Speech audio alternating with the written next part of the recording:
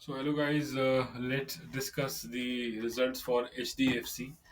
So first of all, let's discuss the dividend. तो 44 rupees का dividend declared हुआ है. Good set of numbers, good set of dividend. So we are shooting. We are analyzing the results on fifth, but the results were declared on fourth actually. तो हम fifth को analysis कर रहे हैं. So basically कल market का reaction काफी positive था, पर आज एमएससीआई का रिजेक्ट हुआ है, जिसकी वजह से थोड़ा सा जो आउटफ्लो की, because we are seeing a merger between HDFC Bank and HDFC.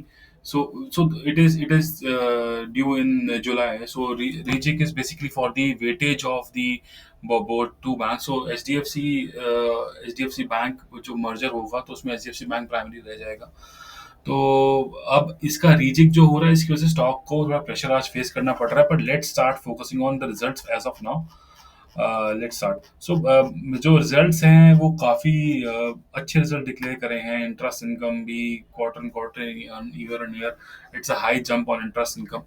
Then the dividend income which जो इन्वेस्टमेंट्स हैं उन पे भी क्वार्टर एंड क्वार्टर तो डिप है, पर ईयर ऑन ईयर इनका इंक्रीज है. तो टोटल इनकम इनका 16,000 के आसपास का, 16,000 सीआर के आसपास इनका रहा है रिजल्ट. तो quarter and year both side segment के अंदर इनका काफ़ी अच्छा फिगर्स रहे हैं. फाइनेंस कॉस्ट देखिए इंक्रीज हुआ है. तो देखो, एक पर्टिकुलरली हमें एक सेगमेंट देखना पड़ेगा कि फाइनेंस कॉस्ट इंक्रीज हो रहा है, तो जिसकी वजह से हमारा इंटरेस्ट इनकम भी बढ़ रहा है.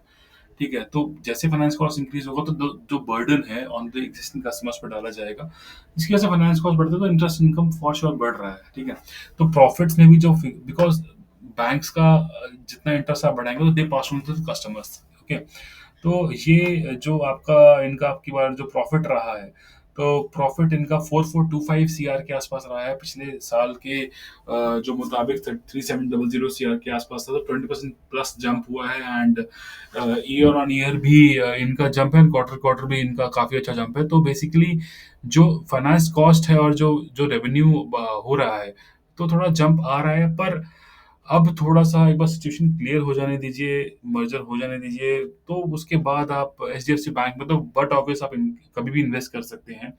तो I guess the merge entity का जो एचडीएफसी बैंक का जो टारगेट मुझे लग रहा है फिलहाल अभी, आप अगर 1540 के आसपास या 1560 के आसपास एक बार आए, या 1600 जोन्स के आसपास, तो फिर आप बाय कर सकते हैं. आप एचडीएफसी बैंक की बाय करिए फिलहाल, क्योंकि थोड़ा-सा सेफर साइड रहेगा वो. तो and the merged entity will be called as HDFC Bank only, तो आप उसी में इन्वेस्ट करिए. एज ऑफ नाउ रिजल्ट्स काफ़ी अच्छे हैं एचडीएफसी के, एचडीएफसी बैंक के भी काफ़ी अच्छे रिजल्ट्स थे. तो जब बोथ एंटिटीज अच्छा परफॉर्म कर रही है, तो एचडीएफसी बैंक का बैलेंस शीट काफ़ी बड़ी हो जाएगी. And it it is the largest bank, private sector bank. तो I guess there are no doubts in the quality of the assets of the company and the branch network of the company, or both for HDFC and HDFC Bank. So there is no doubt about that. But जो ये temporary changes होते हैं, तो उसके वजह से थोड़ा सा मार्केट कैपिटलाइजेशन वाइप आउट होता है. But we don't have to fear. अगर किसी ने इन्वेस्ट भी कर रखा है एचडीएफसी बैंक के अंदर, तो I guess not to be worry too much. You can just hold, और you can just average out at 1600 और 1550 के आसपास आप एवरेज भी कर सकते हैं, आपको मिले तो. अगर, but you don't have to be too much worried about this fall. But results काफ़ी अच्छे हैं, काफ़ी अच्छा परफॉर्म करा है. तो वेट करिए, आराम से इसमें बने रहिए. तो we don't see any red flags as of now. तो जब भी कुछ अपडेट होगा हम आपको बताते रहते हैं, रिजल्ट्स की एनालिसिस करते रहते हैं आपके साथ. और अभी हमने थोड़े दिन पहले एक डेटा मैट्रिक्स शेयर आपके साथ हमने एनालाइज किया था. तो वी रिकमेंडेड 408 डेटा मैट्रिक्स, तो वो थोड़ा सा काफ़ी ऊपर चला गया है. तो H D F C Bank में थोड़ा सा वेट करिए, थोड़ा सा स्टेबलाइज होंगे, उसके बाद इन्वेस्ट कर सकते हैं. Thank you guys, thank you for watching.